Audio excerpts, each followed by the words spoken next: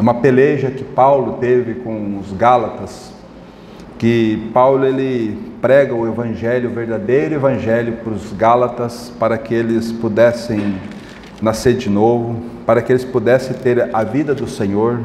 Tanto é que no capítulo 1, no verso 4, ele fala assim: o qual se entregou a si mesmo pelos nossos pecados, para nos desarraigar desse mundo perverso, segundo a vontade de nosso Deus e Pai, a quem seja a glória pelos séculos dos séculos. Amém. Então, irmãos, a gente percebe que essa igreja, ela recebeu o verdadeiro evangelho e ela estava seguindo firmemente no evangelho da graça do nosso Senhor Jesus Cristo.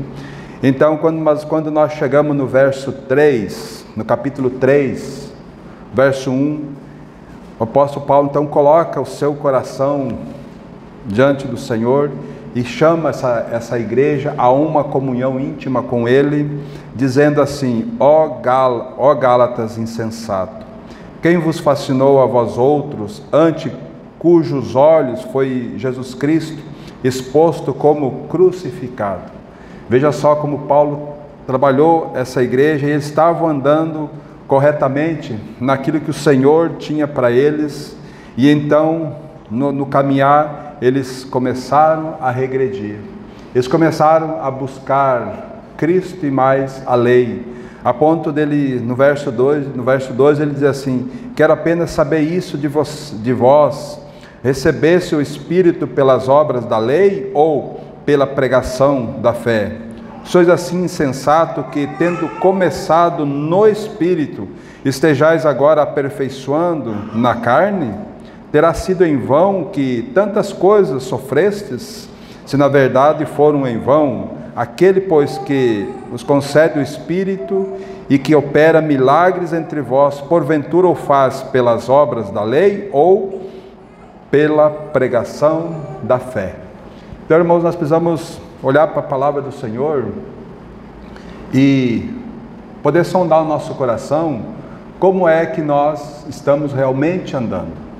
Porque nós podemos sim ter uma vida de confessar que somos crucificados com Cristo, estamos crucificados com Cristo e vivemos a vida com o nosso Senhor Jesus Cristo, mas o coração está muito misturado, o coração está muito apegado com coisas, sabe, irmão? Então nós precisamos começar a olhar para a palavra do Senhor e pegar essa palavra como uma realidade para nós. Diz assim: eu quero, Senhor, porque, irmãos, se há uma coisa que eu posso dizer aqui nessa assembleia, quem precisa do Senhor sou eu preciso.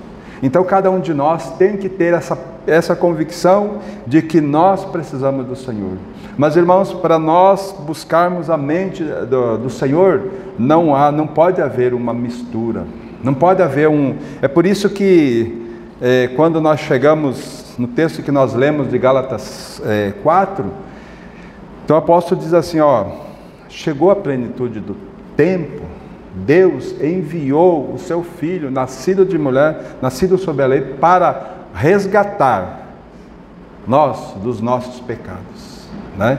E porque agora nós somos filhos, Deus enviou o Espírito do seu Filho, o Espírito, vindo porém a plenitude do tempo, Deus enviou o seu Filho, nascido de mulher, nascido sob a lei. Então, para mostrar para eles, ele veio sob a lei, ele cumpriu toda a lei, porque toda a lei dizia: aquele que pecar será morto, e veio Jesus Cristo como homem, 100% Deus, 100% homem, sem pecado. Então ele cumpriu. O único que cumpriu a lei cabalmente foi Cristo. E foi para aquela cruz, para quê? Para nos levar, para nos tirar do nosso mundo, né? E para nos resgatar, como diz o verso 5, para nos resgatar os que estávamos sob a lei, a fim de que recebêssemos adoção de filho. Então, irmãos, é a obra da cruz que faz com que nós nos tornamos filhos de Deus. E porque nós somos filhos, Deus enviou o Espírito de seu Filho, que clama, Abba, Pai. Então Deus fez esses dois envios, e esses dois envios nós não podemos receber um sem o outro. E nós não podemos inverter a ordem também, nós não podemos dizer assim, recebemos o Espírito Santo, mas não nascemos de novo. Não existe isso. Primeiramente nós precisamos nascer de novo, primeiramente nós precisamos ser regenerados, né? O nosso espírito precisa ser regenerado, para que então nós pudéssemos receber o Espírito Santo dentro de nós. Então esses dois envios são muito importantes, né? Então Deus enviou o seu Filho para nos desarraigar, para nos tirar desse mundo perverso, né? Então isso é algo bastante precioso para nós. E aí a gente precisa começar a conhecer quão precioso é esse Senhor. Aí a gente começa a entender por que João capítulo 3, verso 16, fala assim, Deus amou o mundo de tal maneira que deu o seu Filho unigênito, para que todo o que nele crê não pereça, mas tenha a vida eterna. A gente começa a perceber por que o Senhor Jesus, em João 12, 32, ele diz, e eu quando for levantado da terra, eu atrairei todos a mim mesmo. Sabe, então a gente começa a perceber, irmãos, que a obra que Cristo veio realizar por cada um de nós, e aí nós só temos um mover diante do Senhor, é a boca no pó.